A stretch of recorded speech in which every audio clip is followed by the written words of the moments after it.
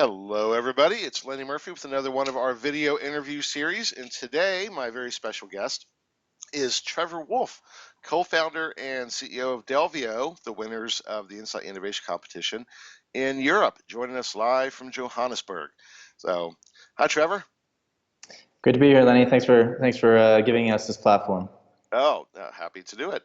Happy to do it. So first, you're obviously an American, but you're in Johannesburg. So, how did that happen? How'd you wind up in South Africa? How does any good story start? It was because of a girl. So All right. my girlfriend at the time got a job offer through her employer, which is an agency, and they offered to fly us out to South Africa to see how we like it. And we spent 10 days here, and yeah, 3.5 years later, we are still here and launched Delvio and actually getting married in about 3 weeks to the same girl. Awesome. Congratulations. Yeah. So 3 weeks. So you won't be joining Thank us you. at IIeX Atlanta because of the nuptials then. That's right. So send my regards to Atlanta. We'll be sending my co-founder Ramon though in my place, so he's going to give a great speech out there. Okay. All right. Fantastic. Now, but I also understand that you guys are looking at potentially even relocating to Atlanta at some point um, as the U.S. office. Yeah. So one of our advisors is Dave Butler, the former VP of Innovation and Design for Coca-Cola, and he, of course, is a big advocate of Atlanta. And as we're thinking about growing out of South Africa to service our clients better and to be closer to our potential investors, Atlanta keeps coming on our radar. So we're definitely it's at the top spot right now.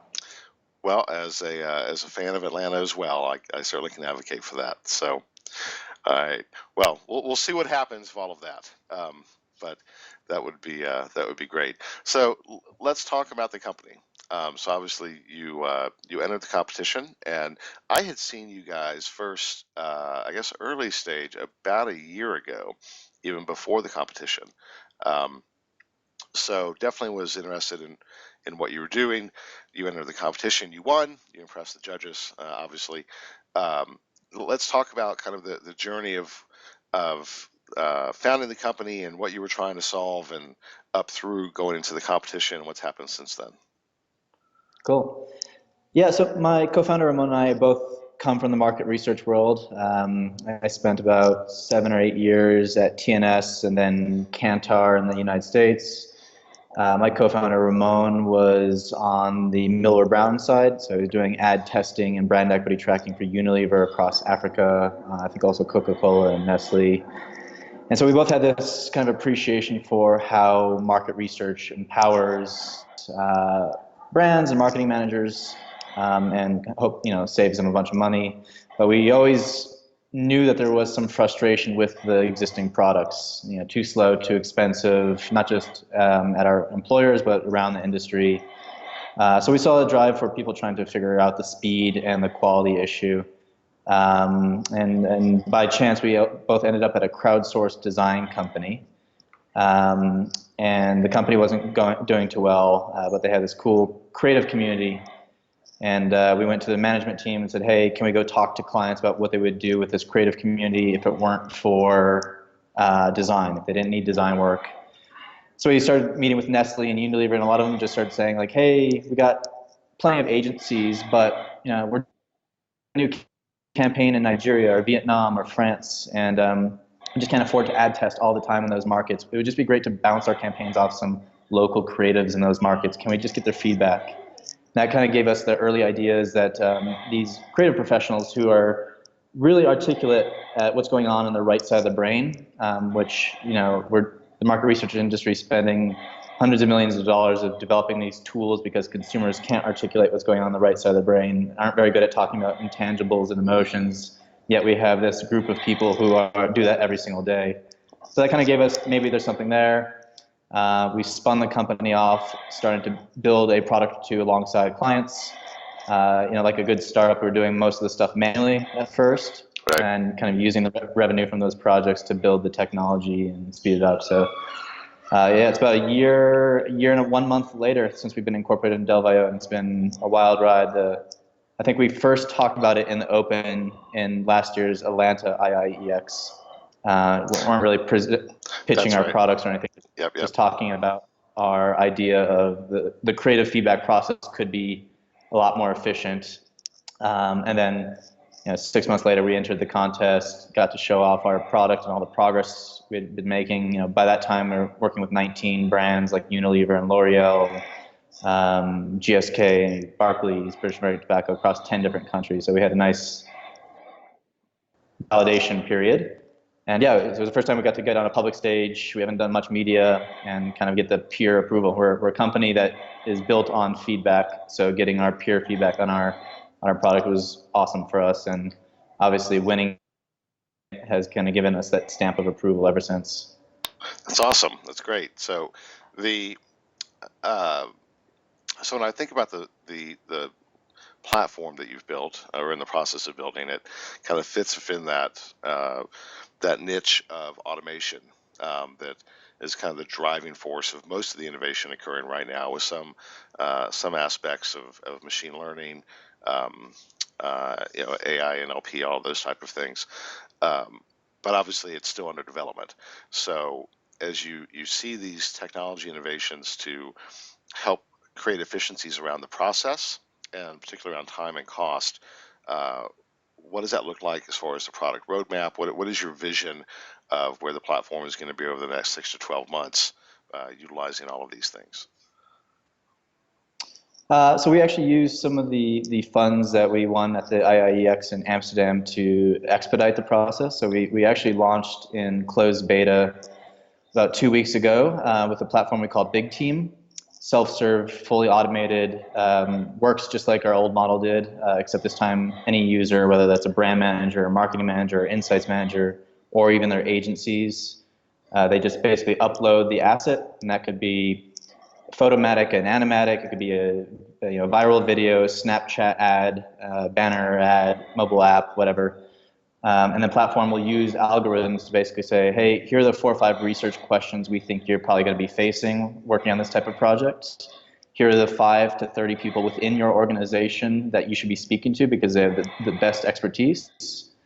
Um, and then the last part is, once you get all that feedback, we just integrated with IBM Watson, which basically goes and uses kind of some machine learning, natural language processing to comb through all of that really, really rich feedback, break it down to easy to digest themes that would have taken a qualitative research 3 or 4 days to do before, and within 24 to 48 hours, you can have this really rich data set from people within your own organization that you never had access to before. And the vision is one of the cool things you could do now that all of that, imagine in a creative process, either whether it's at the agency or the brainstorming with the brand, all that good content and information that happens in a good brainstorming session or a creative review session. There's a lot of rich insights that could be more beneficial for the organization, the wider organization, for people that weren't working on that project. So our vision is going to be making sure that all that feedback starts happening through our systems and layering on the insights and making it available to the wider organization. That's kind of our future. But we opened up in closed beta, spent about $50 on marketing, and got 58 companies signing up, including at all 4 of the largest ad agency holding companies. So I think there's a need for it now. It's making sure that the product is running smoothly enough to onboard all those clients at once. Okay. All right. Very cool. So the my guess is then you are not selling into the research organization. That you're selling more into the marketing organization from the brand, or into the agency. Is that a appropriate assumption? We started with the research organization. So most Okay. of the use cases for the platform at the beginning were localization. So if you're Procter & Gamble or Coca-Cola and you're running a multi-country campaign, if you want just some initial feedback, especially in those early stages when you maybe 3 or 4 rough ideas at the script or animatic stage. So researchers obviously the ones commissioning that type of insights. So they were our first client base. So like creative development, optimization in that period before you take it to consumer testing or before you spend any money on production. that was the researchers always commissioning it. But I think with this Pepsi, I don't want to call it scandal, but definitely Pepsi's recent ad, the need for Right. external feedback as a way of one, spotting risks, but two, I think increasing diversity of feedback is becoming more of a role that everyone owns, not just research. So marketing and brand are obviously owning that as well. So they can use our platform for those type of use cases. But we start off in the research and kind of expanding into marketing and branding, and also the agencies as well that want to kind of stress test their work before they present it to the client. Okay. So on the recruiting side, obviously, I get that you're recruiting within the organization, but are you still using that talent pool of external creatives for validation as well? Yep. So the least amount of friction was important to us. That's why we said, we'll help you find the right experts within your organization. Pepsi has in-house creative team. Most people have professional marketers around the world, so it made sense to at least allow them to find those experts within their own organization.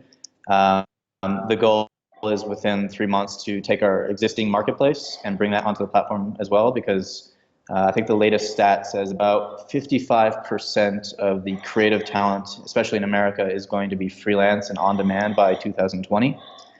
So organizations are going to need software and new ways of thinking of how they incorporate the kind of the portable knowledge worker, the on-demand, creative or marketing professional that organization would benefit by allowing them to come in and out of their organization. But sometimes it might be hard to kind of manage them. So our goal is to make it as easy to tap into those people for an hour or two at a time as it is to ask your colleagues within your own organization. Okay. So the the platform does a very specific thing and addresses one, a multidimensional, but really one kind of core business issue of kind of early stage creative optimization, I guess if I had to categorize it. Have you looked at the opportunity of where does that fit in modularly into other platforms, like for instance, Zappy Store or Qualtrics, or whatever the case may be, kind of these broader platforms that organizations are using to address all of their business issues, where you're a specialized piece to deal with this specific thing. Yeah, I mean, so we're obviously building for the future. So we're spending a lot of time on keeping our APIs nice and clean, so they can plug into Zappy Store. Yeah, I mean, there's going to be a need to supplement consumer research with these type of professionals. So we've in the past been run alongside traditional consumer research tests. So someone like Pernod Ricard, one of our clients. We're not replacing any consumer research, but when you have a professional data set, professional feedback data set on top of your consumer research, right? In research they call it triangulation. It brings to life a lot of this other research. So we definitely see ourselves tapping into any research project going on. So anytime you're doing an ad test or brand equity tracker or a product innovation test or messaging testing, there's going to be a need for some professional layer on top of that, and that's where we can use our APIs to connect to those platforms. Okay. So are you building out a broader network of professionals within the agency community as you go? Yeah, so creative and marketing is Ramon and I's background. We know it. We know the workflows both inside the marketing departments and the agency side, which are both extremely complex and getting more complex. You look at all the specialization happening in our industry of like real time and native advertising and mobile and social still coming up. So I think we have a lot of work to do within the creative marketing professions. But the desire to find experts to give you feedback is a universal truth. Just about every other industry, the legal field, the academic, doctors, even artists themselves all have some type of peer review systems. For whatever reason, the marketing advertising, the peer review happens with consumers. But anyway, so applying our software to industries that already put a value on peer review makes sense for us, 2 or 3 years out. So that's kind of part of a bigger picture. Sure. I can see the opportunity to even plug into marketplaces like Fiverr or similar Yep. to any of the Maven platforms to be able to pull folks in. Yeah, that makes a lot of sense. Okay, so Yep. yeah, you're go ahead, Leslie. You were going to say something. No. I was going to say that there's a firm that I used to work for called Gearson Lehrman Group in New York Yep. that specializes in Yeah, I'm a providing GLG these consultant. experts to the financial services market. That's a Yeah. Yep. oh, you are okay. So Yeah. that's a billion-dollar industry right there. So yeah, it's funny. People with all that, like you think about Gearson Lehrman Group model, their biggest clientele, private equity funds, investment banks, Accenture. These guys have access to every single data point in the world. They all have Bloomberg terminals and literally minute by minute or second by second data flowing at the tip of their fingers. Yet at the end of the day, before they make that big trade, they still want to get on the phone and talk to a professional the Yep. old-fashioned way. So professional feedback solves a lot more emotional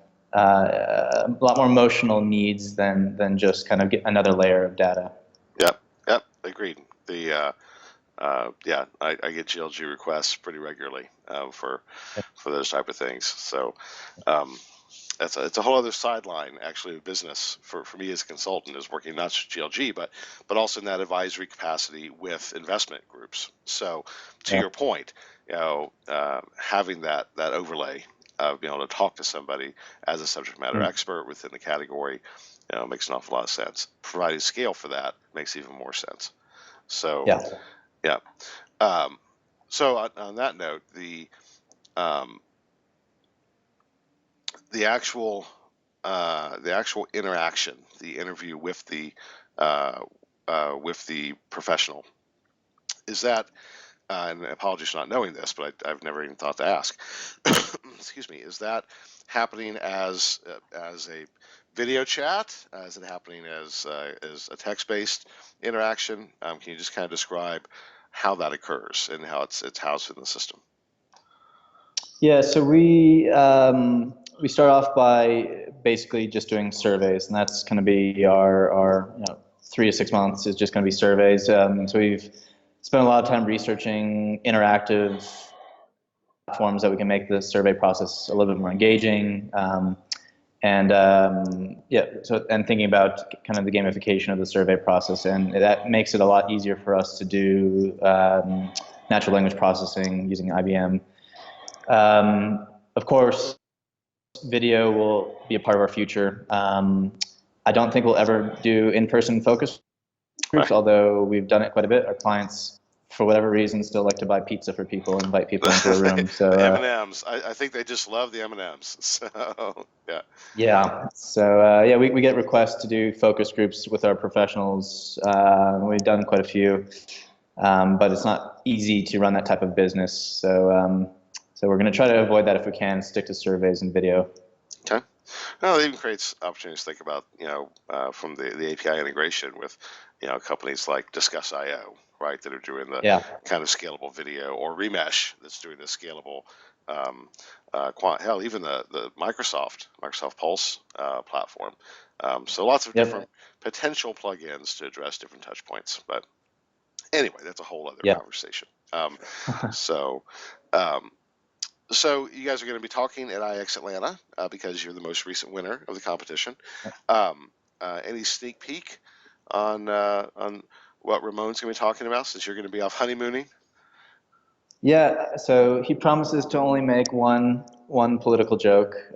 That's about it, and maybe one reference to Pepsi, but that's about it. Okay. But the core crux of his theme, so he's finishing his PhD in psychology, actually. So he has a love for cultural demographics, and so he's going to be talking a lot about the importance of you can call them tribes, you can call them culture graphics. So he's going to talk about what modern day cultures, what's happening around the world, and what it means for the marketing and advertising community, and a few tips for how you can actually take advantage of his what he's seeing in the industry. So he should be talking about that. Okay. So hyper localization, really, based on segments. Yep. Yep. Yeah, culture is Yep. going to play a big theme at this event. Usually, we're very it's still very tech driven, but we've got a few anthropologists, some psychologists that are Nice. going into that arena, which I'm thrilled to see the conjunction of the two, right? The synthesis. When was the last time the ethnographic firms got a spotlight on your stage? It's been a while, but they will this time. So I think it's absolutely. time. Yeah. Yep. Yep. Yeah. Well, that's what we hear. When we think about the big issues from our client work, it's about understanding the consumer, right? So obviously, technology helps make that efficient, but that core component of still what are the tools that are tried and tested, and those resources to get there, to get that understanding, um, that's equally important, right? I'm the first one to say I don't think we will ever move away from not asking questions. If anything, I think platforms like yours will help us just make that more efficient, and to fine tune and to zero in on the questions we really do need to ask of the specific people that we need to ask them instead of asking a million people at once. Yeah, one of the things that has always informed Ramon and I is the jobs to be done theory. So I don't know if you've heard Teddy Hall's paradigm for looking at how consumers buy products. If you're buying a milkshake, you're not really necessarily buying a frozen dairy product against other frozen dairy products. You're buying something that's the job to be done is to fill you up, maybe on your way to work. Market research buyers also Milkshakes have for jobs. breakfast, huh? Yeah, that's right. That's right. So Yeah. Go ahead. Sorry. market researchers, no, fine. So we've always applied that theory to market research buyers. They have a job to be done, which Yep. is understand their customers, and they don't always need super, advanced artificial intelligence and facial recognition software to do that. Sometimes they just need an old-fashioned ethnographic study that come across their desk and really say, aha, now I get that insight into that consumer that I didn't have before. So we always keep that in mind to make sure whatever we're building is not just bells and whistles, but actually solving something that these people actually face on a day-to-day basis. Yep. Yep. Absolutely. So we're coming up on 22 minutes, and I'm painfully aware of the gods of the internet sometimes cannot be kind uh, Sure. in calls like this. Um, so as you think about the vision for the company over the next year, what are some of the major milestones that you're looking for? Here's our chart, our plotted growth. What do those look like for you? So by the end of the year, we definitely want to have our new platform, which is called Big Team, integrated across multiple companies around their entire organization. We are really, really excited to see what happens when a company like Coca-Cola has their entire staff complement on this platform, and we're fostering connections between their Hong Kong office and their Atlanta office that never existed before, and using that data to make the entire organization smarter. So we want to see that starting to manifest across a couple of our clients where their entire organization base is on the platform. We want to start building in a little bit more of the user value for the natural language processing. So right now we've nailed it for the user, but like I said, someone like Coca-Cola, someone in their HR department or operations or innovations team should be sitting on top of that data and making some nice use of it every time there's a feedback session that happens through our platform. So that's pretty cool. We definitely want to open up our American office. We're ready to kind of gospel to the American market, and that should be done in conjunction with our next round of funding. And then I'll be getting married. So The biggest milestone of all. that's right. Yeah. Yeah. Well, No, but we're looking. and so you're speaking to a father of six, so there's that other milestone sitting out there too, right? Yeah. Well, Atlanta's a great place to raise a family. So you get married, you come to Atlanta, I'm all there, and I've got several babysitters waiting. So we could chat about that. So, all You right, can bring Trevor. the apple pie to our office opening. There we go. There we go. Yeah. All right. So I know it's actually chilly and getting late there in Johannesburg. So we'll wrap this up. Uh, Sorry that won't see you personally at IIeX, but I look forward to seeing Ramon. and we will definitely stay abreast of your development as things go forward. I think what you're doing is pretty awesome, so we will see what we can do to help support that. And Cool. I just want to mention to any of yep, your viewers, if they're interested, we're in closed beta right now, but if anyone's interested in playing around with Big Team, tell them to feel free to reach out to me. We're happy to let them play around with the software. okay, cool. That we'll include that in the text component of this as well, so so folks can have a Cool. link and see if they go from there. Okay. Awesome. All right. Say hi to Ramon from me in Atlanta. I will. All right, Trevor. Thanks a lot.